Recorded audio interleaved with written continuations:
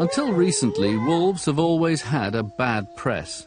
In every society, folklore hasn't been kind to them. Even in sparsely populated, environmentally conscious Sweden, the wolf has been persecuted to the point of annihilation. In 1965, wolves were given official protection. Today, there are only 60 individuals living there in the wild, which means that the wolf is still so rare that the best chance a Swede has to see one is in Skansen Zoo in Stockholm. The wolf was extremely intensively hunted by all possible methods, not only by shotguns, rifles, but also by poison and traps of all different kinds. There's more to the decline than the age-old fear of the predator. It's a question of coexistence. Moose hunters saw the wolf as a competitor, and to livestock farmers, it's always been public enemy number one.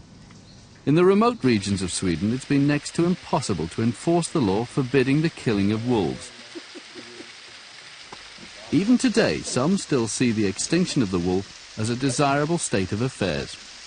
We went skiing along the road, and suddenly we heard one shot.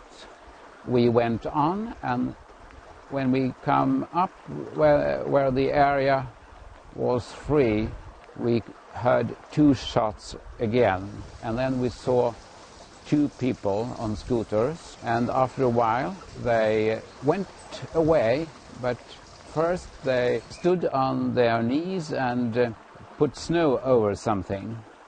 That something was a wolf.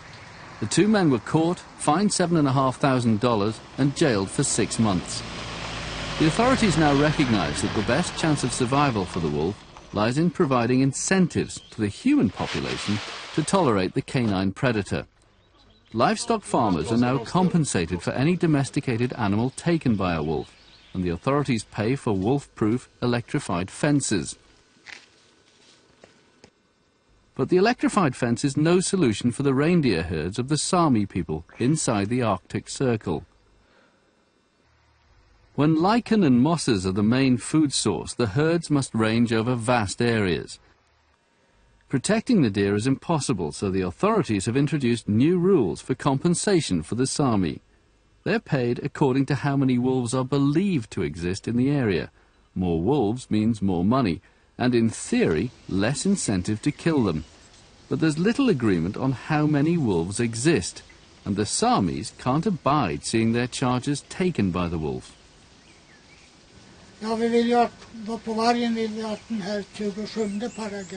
We want to have permission to shoot. If we see a wolf attack our reindeer, we want to shoot the wolf, but shoot it legally.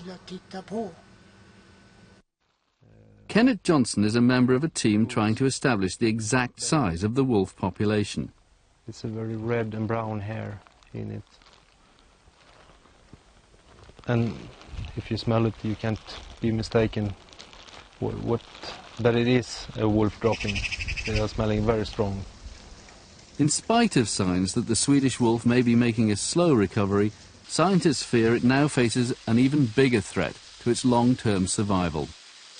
The geneticists are worried because the genetic base for the present population of between 50 and 70 wolves is probably only 2 or 3 specimens living here in the mid-1980s.